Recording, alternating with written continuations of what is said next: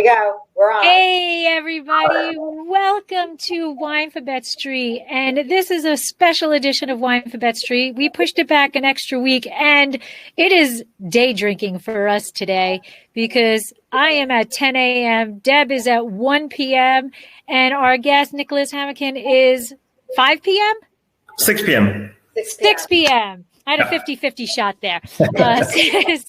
6 p.m. So we are on the letter M today, and we are talking Monastrell. So do we want to do intros first, Deb, or go right into the video and then get going? Why don't we do intros and then quick intros into the video? And then we'll hand it off to Nicholas. Okay. Thank you. Thank you. My name is Nicholas Hamilton. I'm the founder and the CEO of a company called Hamilton Cellars in Spain, which has existed 24 years now. And Hamilton Cellars is founded on Monastrell. All began with Monastrell and has since expanded to other regions, part of Spain, where we do a lot of Tempranillo, Garnacha, Albarino, Godeo.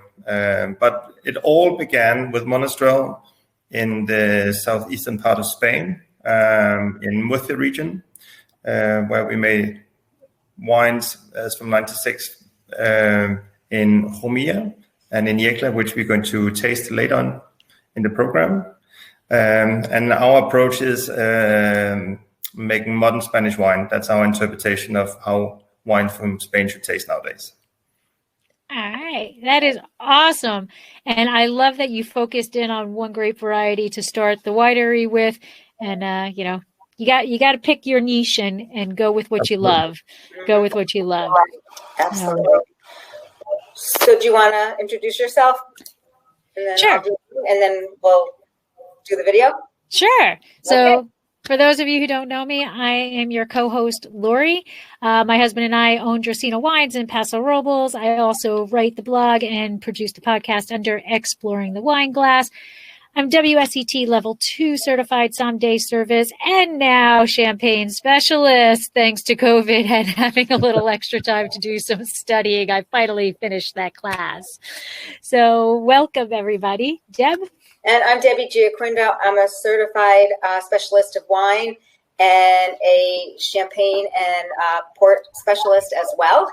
And I go under the Hudson Valley Wine Goddess, and I'm a wine blogger, wine writer. I'm author of Tapping the Hudson Valley, and I'm a co-owner of a restaurant, Kitchen 330, that unfortunately we just closed our doors, but we are looking for a new home. So I think that's it in a nutshell. All right, and on to bigger and better things with Kitchen 330. That's right. All right, so we're here with the letter M today, so let's get going.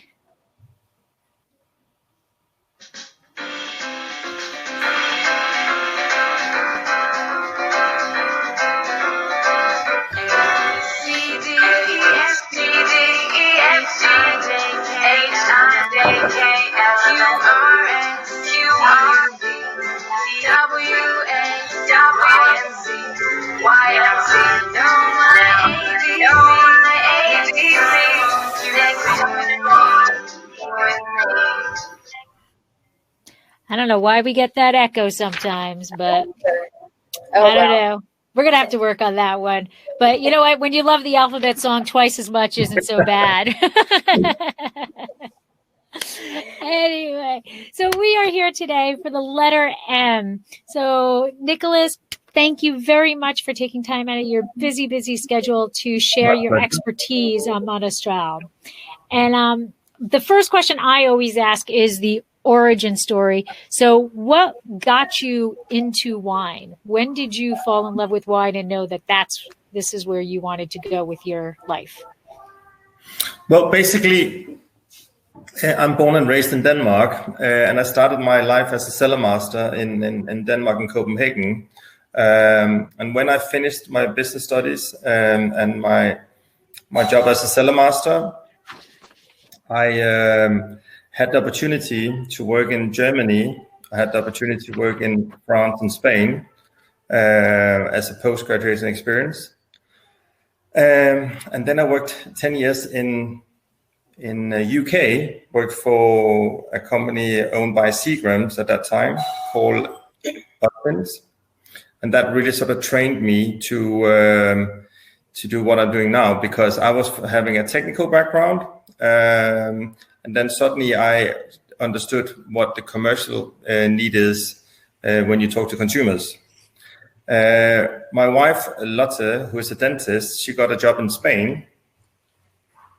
And that was in 96. And then I hadn't a lot of experience with Spain at that time. I had a fantastic time in the northern part of Spain, but I, at that time, felt that you had a great potential with Spanish wines. They were in early 90s, they were quite rustic, the wines, but beneath that, they had a great fruit.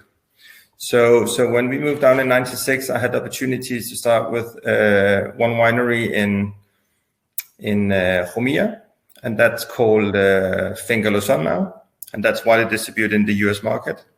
And I managed to start up working with a winery called Castaño, also widely distributed in the US market. And that's sort of in the beginning, and trying to sell their wine in certain markets gave me sort of the courage to sort of say, okay, I really like what's happening in Spain. I think that by getting a little bit more discipline in what you're doing, when you do the harvesting, apply some techniques, this country has a great opportunity to evolve something much bigger. So it was, I think it's something about the timing. It's really good timing, because it was just there when it started. You had a second generation of winemakers going out, traveling, coming back, being curious about what the Spanish wine industry is all about. And since early 2000, when we started to do our own wines, it has grown since. We were sort of initially, we were a little bit insecure on which style and which direction we should go, until we suddenly defined, okay, we want to play with Spanish varietals such as Monastrell, Garnacha, Tempranillo. And when we figured that out, then suddenly it was pretty straightforward. So we wanted to go in and respect the typicity of the region, but we wanted to do our interpretation, and we wanted particularly try to apply some of the New World techniques, be a little bit more cautious with the fruit, since Spain is a very hot, in many places, a hot climate like California. You have to be particularly careful. If we talk with a grape variety Monastrell, which is a bit susceptible to oxidation, you have to be even more careful. And this is the way we played along. So our wines, the way we do our business since actually nearly day one, is that we want to give that sort of modern twist, modern expression of how we believe Spanish wine should taste. And that is focused on the fruit. It should be that freshness you have and that pure expression of the varietal. Sometimes with oak, other times without oak. So now, was the grape always in Spain? Is that the home, the birthplace, or was it like brought in from France originally, or anything like that? As far as I know, it's always been in Spain. And what is peculiar about Monastrell is 70%. I'm not really sure it's pretty fair, but 70% of all Monastrell wine is produced in the Levante and Murcia region. Oh. So that's the Levante is Valencia, Alicante region on the eastern side towards the Mediterranean Sea. And then you're slightly inland, you have Murcia, which is Jumilla or Jumilla, Yecla, and Buyas. So that actually surprised you that it's such a big part of the world production is in these two areas. When you have famous areas like Chateauneuf that produces their fantastic Chateauneuf wines, or you have Mataro from Australia. But that's how it is. And do you think, like, where did the diversion of the name come from? Like, so Monastrell, like, you talk to Americans, and I was saying, we're doing Anne for Monastrell, and they didn't even, a large number of people don't even recognize that name because but we don't call it that here. They do. Right. So but that, great with. Yeah. I always try to say, I always begin with the story of Mourvedre. because there's some people who have tasted a Rhone wine and then suddenly, okay, so it's that kind of spicy style of grape. Correct. And then we take it from there. And then I said, well, in Spain it's called Monastrell, Mataró in Australia, and then we take it, move on. So that's how I explain it, the name of the varietal. Do you think that that's a problem? Because, there's other grape, Syrah and Shiraz, the same concept of it's the same grape, but a different name by the region. Do you find that a marketing problem? Or if realistically, from a marketing perspective, there's only two famous things in Spain if you look to enter the American market, and that's two brands, Rioja and Tempranillo. That's what the consumer knows. And everything is a nice add-on. Some people know a little bit of something called Albarino, but it's more niche. And that's what we have to bear in mind. So of course it is a challenge. But it's about when we do the styles for, let's say, the US market, it's more that you have to make sure you make the correct style, which is adequate for your market to get the attention. What makes, in your mind, Monastrell stand out as a wine? Well, I think it all began when dear Robert Parker, he was actually helping us many, many years ago when he was at his acid height, because he was able to go out and not only sort of explain about the famous wine from Ribera del Duero and Rioja. No, he was actually able to tell you have these rich style of wines, voluptuous fruit that copes quite well with oak, and then that kind of richness made the Monastrell famous at that time. So one of the things with Monastrell is that you have to be careful you don't make it too big. So if you do too much extraction, you make gigantic wines. And at that time when Parker introduced the wines, it was very much in the vogue that to have big and rich wines. So it didn't really matter because it was wine. Some of the wines were on testosterone, I would say. They were powerful wines, and also quite seductive. And you could get some bargain wines at $10, $12, $15, up to $20. Some wine that had a great score. So from that aspect, our dear Parker helped us to introduce Monastrell as what has become sort of recognized in Monastrell nowadays. Nowadays, the pendulum has changed, and we make sort of, I would say, more balanced, more fresh style of wines, because the market is looking for these kind of wines nowadays. So let's go into a little bit of the grape itself, because I'm like dorky like that. So the grape itself, like, what do the clusters look like? Are we large berries, small berries, thick skinned, thin skinned, early ripening, late ripening? Yeah, they're quite thick skinned grapes. So they have a thick skin, and what is peculiar about this late ripening varietal is that you have to make really sure when it ripes, because it ripes around October, end of September, early October, and then it goes on, is the phenolic ripeness. Because initially it can look, well, the wine has got 14.5, 15% alcohol, everything looks hunky-dory, but it still tastes green. So you have to be very site specific when you do the harvesting. Some places you got a fully phenolic ripe wine at 14% alcohol. Other places you need it to be 15 and a half. They're sort of fairly sized bunch. Sometimes they can be smaller, depending on the old vines. You have still a lot of old bush vines, and when you get those, then they're quite small. The yield is extremely small on the old vines. Can be down to less than 10 hectoliters per hectare. I don't know really what is your conversion with acres, but it's really minimal. And it's that kind of your borderline. Is it? Does it make sense from a financial perspective? That's the kind of question you sometimes ask. But it's really small volume.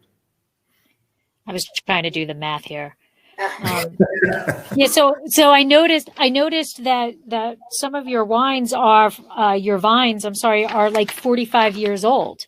Yes. So that was going to be my question: is that seriously changes it obviously changes, as you were saying, the quantity that's being produced, the production of it, and the grapes, they're smaller.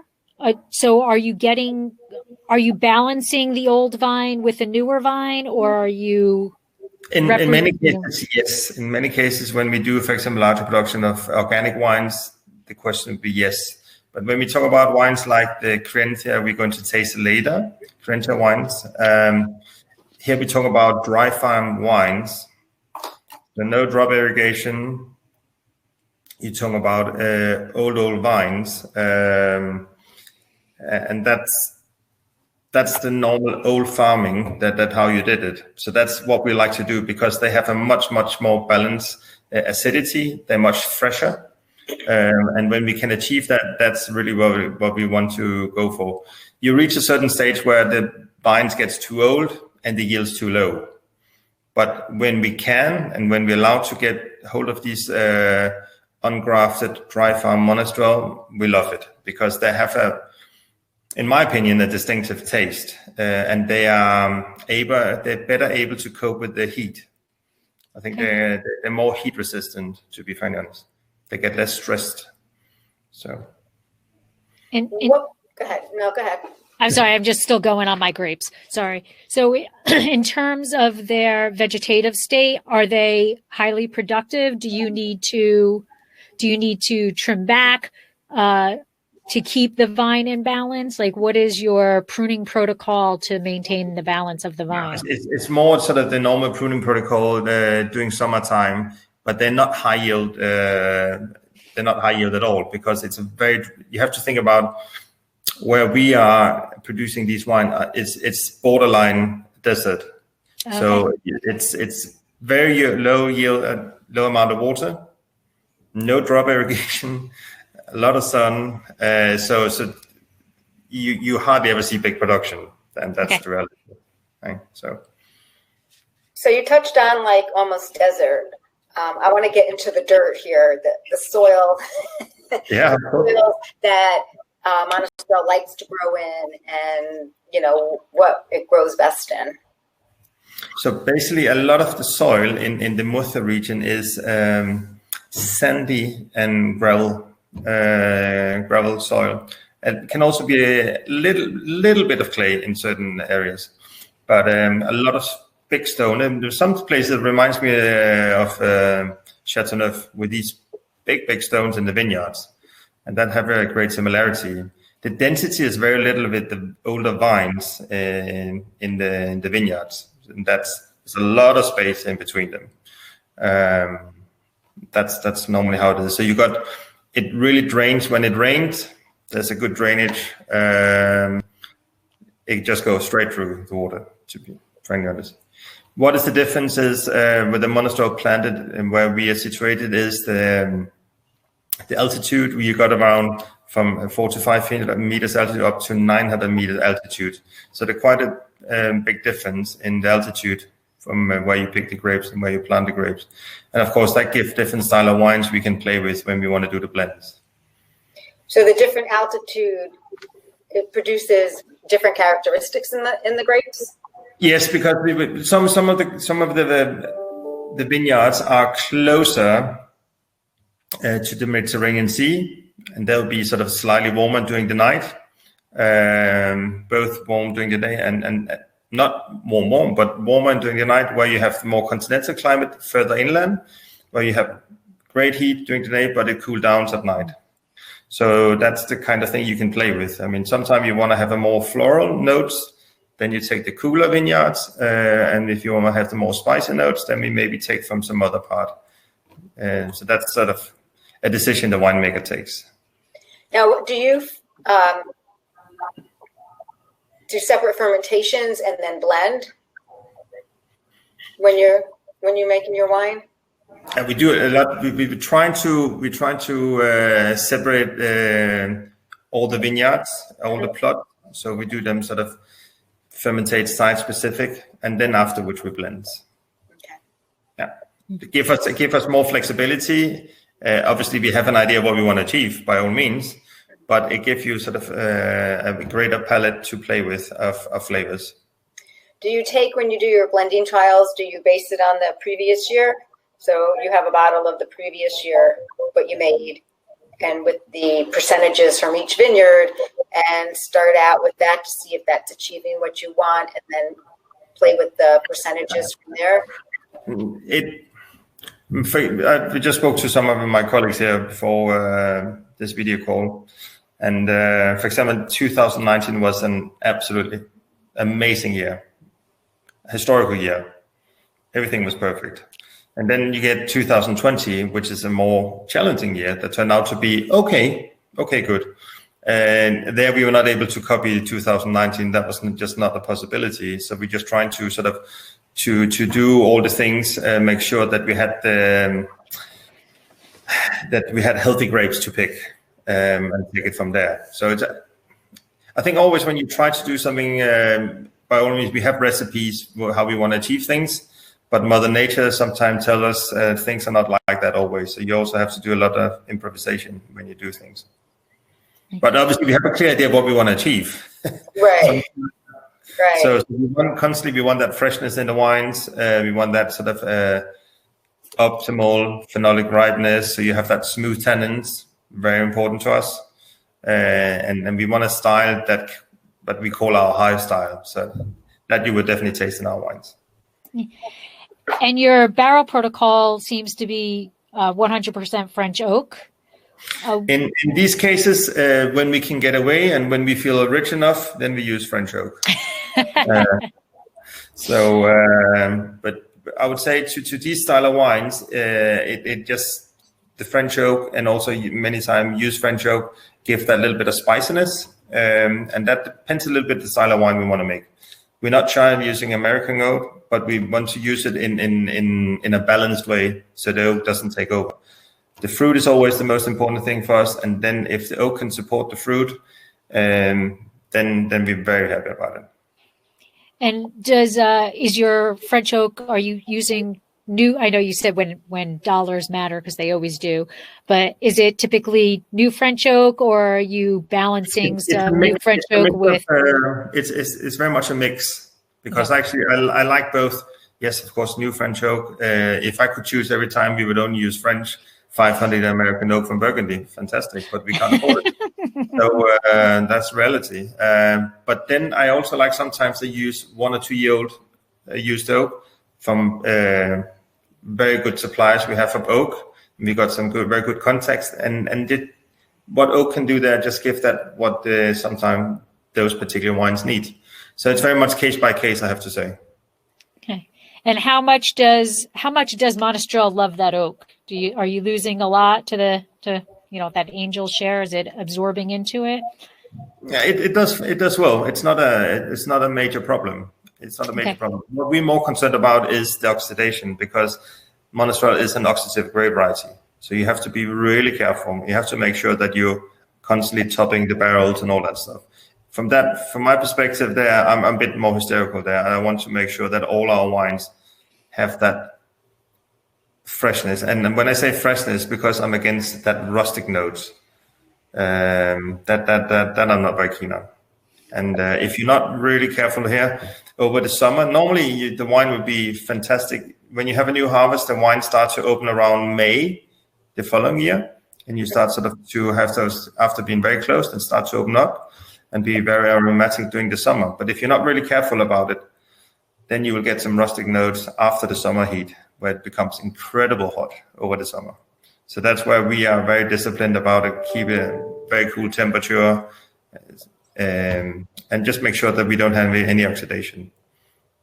Where oxidation for other grape variety plays a big part, it doesn't work well for Monastrell. And what would you say, like if somebody is new to Monastrell, how would you describe the aromas and the palate to somebody? Yeah, for me, it's to give a classic. Got these sort of gorgeous berry fruit, and sometimes you can have notes of if you had a non-oak Monastrell, it could be quite floral. It can also, when it gets a little bit of age, get spicy white pepper notes, which is quite typical for it. And you can also get some kind of herbs, notes of herbs. And that depends a little bit from which part of the region they comes from. And that's very distinctive for the wine. When I feel that you sometimes, if what you have to be careful of, if you extract the wine too much, then you would get afterwards dark licorice notes of that. And that becomes a little bit too dominant. It takes over your blend. So that's why I would say, I would warn people to say, be careful, not going over the top, because the evolution will be a little bit difficult. When it evolves, then you definitely have notes of plums, these kind of flavors shine through. And you will have that kind of a richness on the palate. Okay. So in terms of your fruit themselves, are you estate or are you sourcing or a combination of both? No, we're sourcing. We are, as a company, what you call asset light. So we are using other people's facilities. And people we've known for many, many years. Some we've known, many of them 10, 15, 20 years plus. So we are what you call friendly competitors. They have their style of wine. We have our style. And we go to the fairs and try to sell as much as we can. But we drink beers afterwards. So, there you go. Yep. There you go. The beer makes good wine. Yeah. Yeah. So when you were talking about the aromas, I was smelling the wine, and what a difference. Absolutely. What a difference. Huge difference. And then obviously it's done on purpose. We want to sort of highlight different style. And which one did you smell of the three? Did you smell all of them? I smelled all three of them. Do we want to go in, Laurie, to talk about them? Yeah, sure. It sounds like a perfect time. Yeah. So we have the Juventud. Juventud is the younger style of the three Monastrell wines we are having today. And basically what is interesting about this wine is that it's this Monastrell is dry farmed, and it comes from ungrafted vines. And these ungrafted wines have this kind of peculiar things about it. They maintain the freshness much more. So they get, and their acidity is much better in the wine, so they have a much better longevity. And in this case, we are using small French barrels. When I say small, we play around with some wines. We play with 225 liters French barrels, new and used oak. And we also play with some of the top wines with 500 liter barrels from Burgundy. We get French wine. So that's why I'm telling that. So here we have the 17. And as you can see, it's still got that beautiful reddish color. 17. Yeah.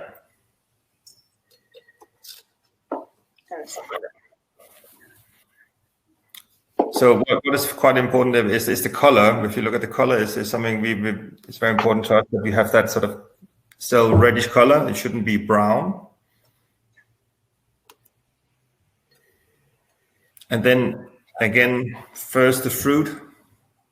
We're going into 2017, so we're starting to get those secondary aromas now, but they should be a nice balance between sort of the secondary aromas of a Monastrell and the oak. So we first want the fruit, the notes, and then just afterwards we would like the oak to kick in.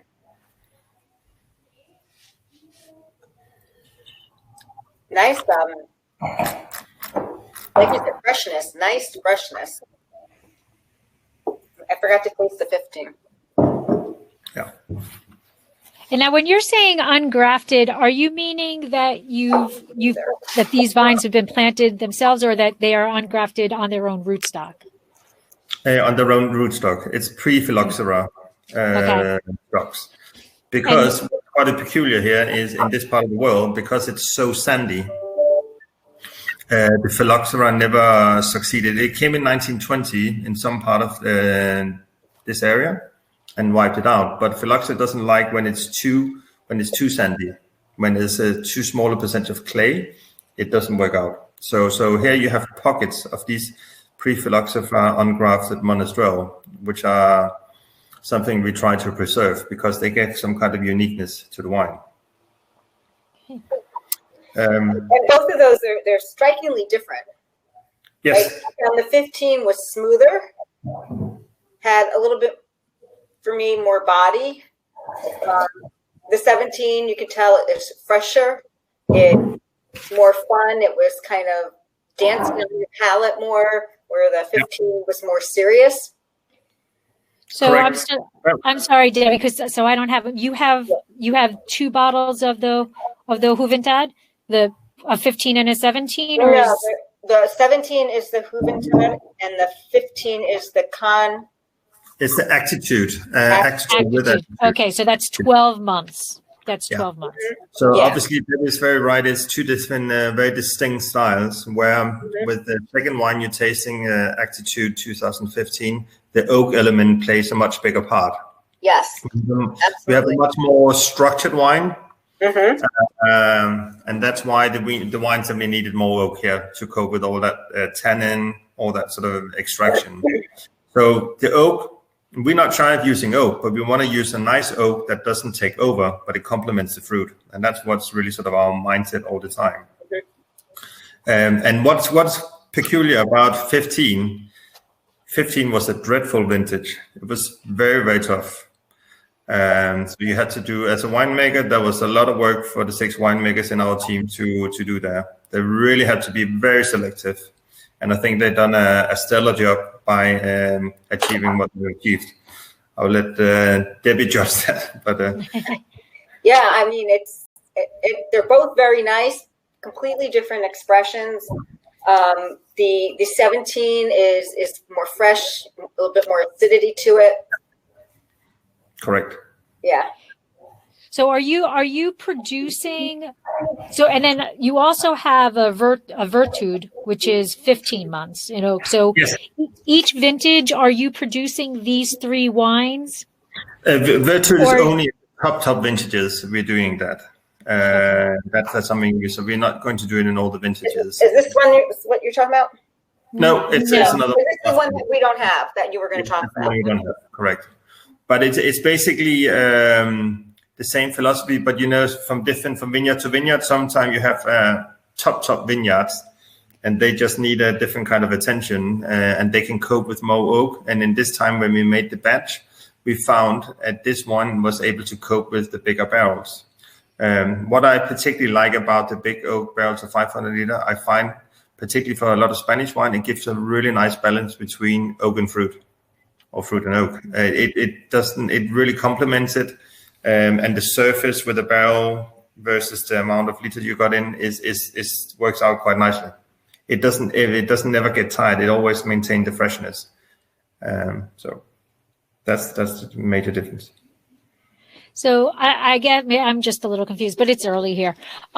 So you pull in a vintage, right? And are you tasting that wine and you're deciding whether it's a Juventud or an Acuta, or when we choose, it's between Attitude and Virtud, the 2 top wines. Okay. So with the Juventud, it's a different style of wine we're making. Okay. Right? Got it. So that's we already. You blend from your different areas and different plots for each of them. Yeah. I mean, obviously, certain plots are just outstanding. So they will, whatever happens, they will produce very nice fruit. So there's certain vineyards that is, if everything goes well, that will be destined to some top wines. And then you got other vineyard plots that we normally would make with other wines. And so we got a very clear idea of what we want to do. You can be surprised from time to time. We say there's something that overperform, something disappoint, and that sort of time tells. But you have a general pretty good idea what you want to achieve and what can be done. And then, so the third bottle you have, Deb, is the Grand Pastis. Yep. So, and it's harvested in October when the grapes have the highest concentration of flavors and aromas. So let's talk about this wine a little bit. Yeah. So now we're moving from, we began in Jumilla. Jumilla is an area of 30,000 hectares, where the next one we're going to Yekla is only 3,600 hectares. I suppose, what is that, 8,000 acres? 2.4 acres to hectare. Yeah, plus 8,000. And basically what we want to do here is what we want to revive an old tradition from the Murcia and Levante region, and that is doing this very, very long harvest. You started as a farmer to pick grapes end of August, sometime nowadays early August, but the harvest going on till end of October, early November. It just go on forever. And when the logistic was not very good in old days, suddenly you just got overwhelmed with all these grapes, and you nearly forgot some of the vineyards, and they start to shrivel the grapes on the vines. So you had a lot sort of more natural sweetness in these grapes, and that's something we tried to do with the Gran Pasas, make this style of wine as well. So this is sort of a smoother style of wine. Quite rich, but Yecla, compared to our wine from Jumilla, is make fresher wines. It's a region where it's can be a little bit cooler. It depends on where you are with your sites, specifically vineyards. But in general, I feel that the wines are less powerful compared to the Jumilla wines. Now it says here it's 12.1 residual. Yeah, residual grams per liter. Of sugar. I can taste the sweetness, but it's not overly sweet from the high acidity of the grape, and it balances it out. Because I was like, wow, this is not bad, and I'm very sensitive to sweetness. Yeah, and it's lovely. You would never know it was 12 grams per liter. And this is only when you gain these super healthy grapes that has a good level of acidity. Otherwise, you will have that kind of cloy sensation.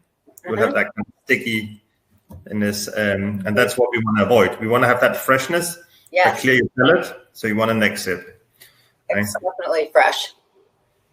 So obviously, very well balanced. To have in a wine tasting, because you can't. It's difficult to say how much residual sugar is in the wine. I would struggle to say it had 12 myself. Yeah, it's very well balanced. Yeah. Extremely well balanced. And so is this produced only in certain vintages when everything comes? No, it's quite stable. Okay. Spain as a country is fairly stable. So we always, despite all the challenges we are having,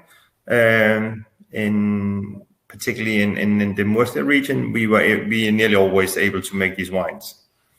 Not always, but nearly.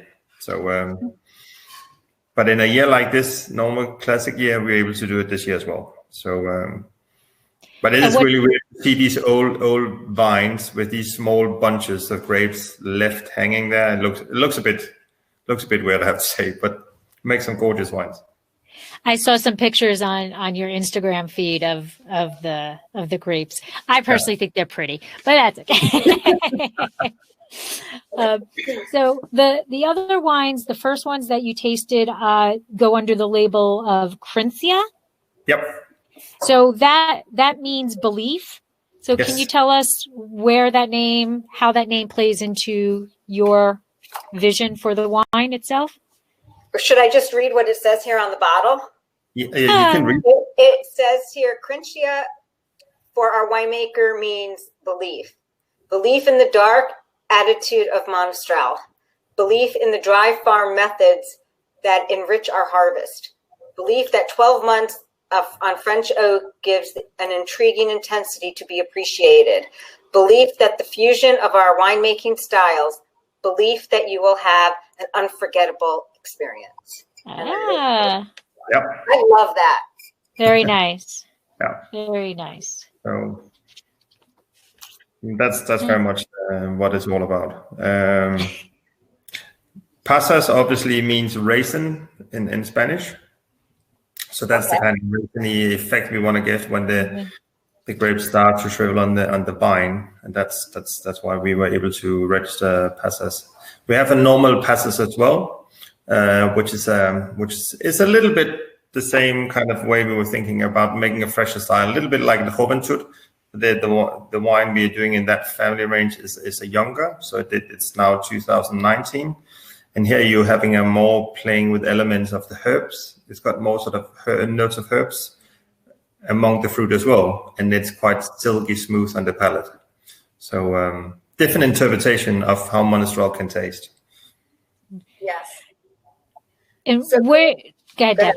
No, you go ahead, because I'm going to change the subject. So you go ahead. Okay.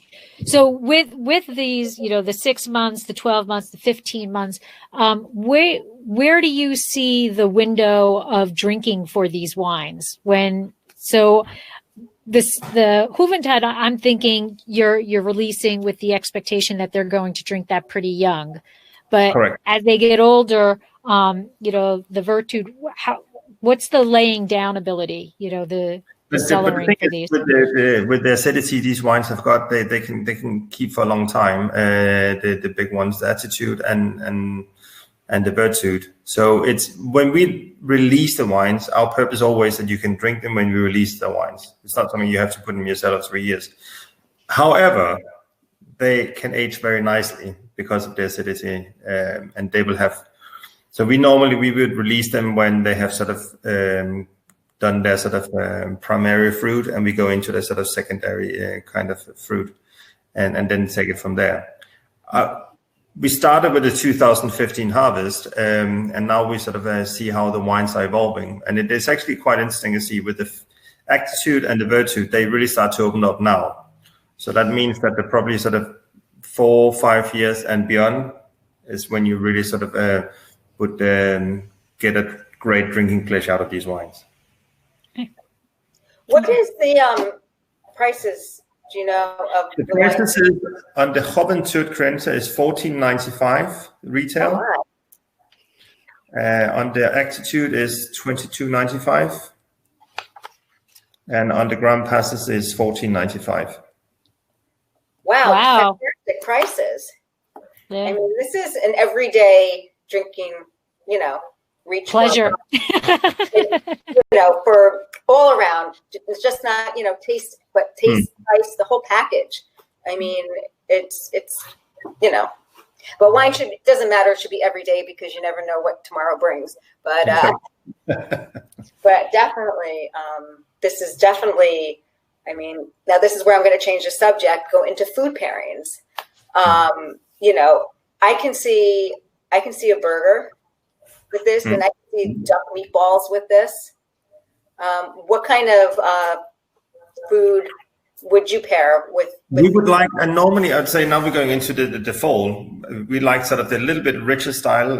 A stew, for example, is fantastic nowadays. The weekends with a nice stew, when you have a little bit more time to prepare food, that's nice because you got that richness from the stew, pairs really well with the wines. We love these wines with our traditional paella. The rice dishes works very well. So these kind of things goes really well. And also you sort of, a lot of roasted meat is what you need. I would say the Attitude is nice for something a bit more meaty things. That goes really well. Where Juventud and Grand Pas are a bit more versatile with the food pairing.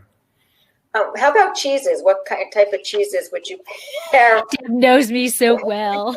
But the pastas, I would say the pastas with the cheeses, because when you have that kind of little bit softness, then both the hard cheese and the soft cheeses doesn't dry out the tannins, and that's what is the beauty of them. So obviously, in this case, you can even have sort of a bit strong camembert, brie, or the blue cheeses. That works quite well. And it doesn't become bitter, which is nice. So I've done a lot of food pairing with that, but also the hard cheeses, the Swiss Gruyere or the Comté or something like that, which have got that little bit nutty flavors. The dry hard cheeses works very well. That you can use as well. The dry cheeses, the hard cheeses, you can use both with the Juventud and the Attitude as well, because you don't have to clash with the tannins. Okay, excellent. So a little away from Monastrell and more back to you. The winery is very involved in something called plastic change. Yes. Can you explain what that is and why it's important to you? And basically, what we linked up is we have an agreement with a hotel company called goodwings.com. And every time we travel and spend money on our hotel spending, instead of using money on Google, the saving goes because we're not doing it via Google. We can spend the money saved on plastic change, which is an NGO that trying to change our world and trying to influence politicians, decision makers around the world to implement laws that can reduce the amount of plastic we use on a daily basis. They're also trying to influence big companies in thinking about how to reduce the amount of plastic they use. I know they have influenced a company like the big brewery Carlsberg, where you have the 6-packs with the plastic you normally put around. They have made a different policy now, so they have a pattern where they glue the 6 cans next to each other, so you don't need the plastic. These kind of things is something we are a great fan of, and I think if we can change and we can get the bigger player, the bigger supermarkets and all that to make their effort, I think we all can make the world a little bit better place to live. So that is our small contribution. Well, I like that a lot. And especially the whole, I was so happy to hear that whole Carlsberg thing with that, because we spend so much effort. Well, it's really not a lot of effort, but we do. Every time we have any of those rings, we're always cutting them for the animals to protect the animals. Yes. So I was happy to hear that. And then I had to ask you, because I didn't really understand the picture, or I was hoping I was seeing, you have a picture on the website of a pelican. Do you know what I'm talking about? As the picture's kind of rotated through. It had to do with the plastic change, and I didn't know if it had to do with the animals being injured by the plastic. We've seen dreadful pictures of birds getting trapped with these things, a lot of plastic, and then these kind of things where we can make just by changing our habits as a consumer. And if we sort of choose different kind of packaging, if we choose different product, the big manufacturer of these products will change. Right? And we can do it a little bit we can help NGOs influence our politician. If we as a consumer can do something ourselves at that, then we become very powerful, and then companies will change their way of dealing with these matters. And can people just can us little people be part of that also? Are they on? Most people are just going to plastic change, go in and Google plastic change, and then you are part of a movement that's growing day by day. Okay. We're doing it through this company called goodwings.com, where just by when we travel, and when you're going to travel again, then you can book through Goodwings. It's plastic. You can just spend it, donate it to plastic change. And it's nice, when we all travel, we 28 people travel a lot, and it's nice to be able to contribute that way. Right, absolutely. And my last question is dealing with your, and I'm going to say it wrong, Gran Alegranza? Correct. Is another label you have? Okay. Yep. That is a beautiful image. The celebration of life. You've got the image is like an amalgamation of flowers, a vineyard, a woman. So can you tell us about that wine? And is that eventually going to be exported to the United States, or does that? It's actually something we've done a lot in Asia. We're doing it a lot, very successful in Europe, and we want to introduce it to the US market here next year. And basically, we want to communicate in a different way with first of all, it was peculiar because we want to communicate with our female consumers. It has turned out that a lot of female and also a lot of male consumers appreciate this style of label and the way we want to deal with it. So through big data, through a lot of Google search, through a lot of Facebook and all that stuff, we identified our consumer who appreciate these wines are people in the 30s and 40s who are well-educated people, who are very opinionated people, but who likes a nice glass of wine. And It's not that we want to discriminate. If you're younger or older, you by all means welcome to drink these wines. But we have a range called Alegranza, and then we have the big brother Gran Alegranza, and that's our interpretation from Alicante. It's a Monastrell, where the other ones are Tempranillo. So this is quite interesting because the Monastrell in Alicante, where we produce it, make wine not too dissimilar to Gran Pasas. They're not as heavy as the wine from Jumilla. But they have that lovely richness, and they have that lovely velvety style, and we have managed to achieve. So that's kind of a niche product for us. And another beautiful label. Yeah. Yes. Thank you very much for telling us, because they spend a lot of time trying to do that design. Wine labels. If I knew nothing about you and I walked into a wine shop, I would grab your bottles. They are beautiful. They are beautiful. Labels. Thank you. I mean, they're very catching. They're beautiful. They're, it almost brings an excitement, but yet a calmness over you. And you're not trying to figure out what's in the bottle. It's stated right there very clearly. And I really like your packaging a lot. Thank you. We really spend a lot of time in trying to make attractive labels. And attractive label, what is that? I mean, it can be many things. But I think when we try to do it, and when we want to appeal, obviously, to a lot of people, we know it ourselves. When you look at another person, you are accessing that person, trying to say, do you find it attractive? Do you think the person's got nice eyes or beautiful smile or whatever? And that's the same with a wine label. You need to, that first kind of opportunity you have to shine. Absolutely. So, anything else? Well, we are kind of coming up to our hour, so I just want to say, if somebody was listening to this and they just were going to the end and we were doing 3 fast facts about Monastrell, 3 things that you think people should remember about Monastrell, what would that be? I personally find when a Monastrell is good, it's got that fantastic lush fruit. It's got that beautiful spicy note, which is very charming. And then it's got, in my opinion, a good richness, which is making a wine that is in balance when it's well made. I would reach for it.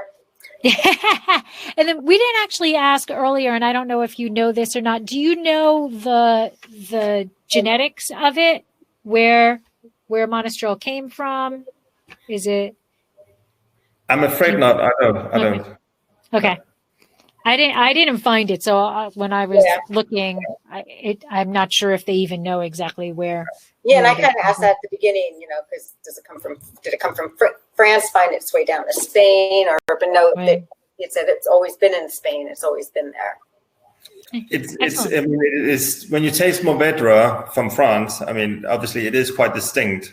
It can be more spices, more sort of got a lot more herbs, depending when you get it from. A little bit cooler compared to the Spanish style, which is adapted to a more harsh climate compared to the French. And that's just like anywhere. You can have the same grape. It's going to express itself differently because of the environment it's being raised in. Absolutely. So. And if somebody's looking for Hamilton Cellars, where can they find you on social media? They can find us on social media, Hamilton Cellars, on Instagram, Facebook, Twitter. We're everywhere. So you can do, and there's a lot of activities. So there's a lot of fun things popping up all the time. Thank you so much for joining us tonight, taking time out of your, Thank you so much, Debbie. Thank you, Lori. Dinner time. Thank you. A lot of fun. Really appreciate it. It's been wonderful. You've got great wines. You've got great packaging. And thank you for sharing your knowledge of Monastrell with us. Yes. And I look forward to tasting them on Thursday when they get here. Thank you. But thank you so much. We appreciate it. And we look forward to, I look forward to tasting the wines and hopefully seeing you again in the future when we can actually travel. Yeah, right? I would be delighted to see you in Spain. Yes. We'll put that on our bucket list. Yes. Do that. To make to Spain. Yes. And explore Monastrell. Absolutely. Thank you so much. Have a good week. Have a great week. Bye-bye. Bye-bye.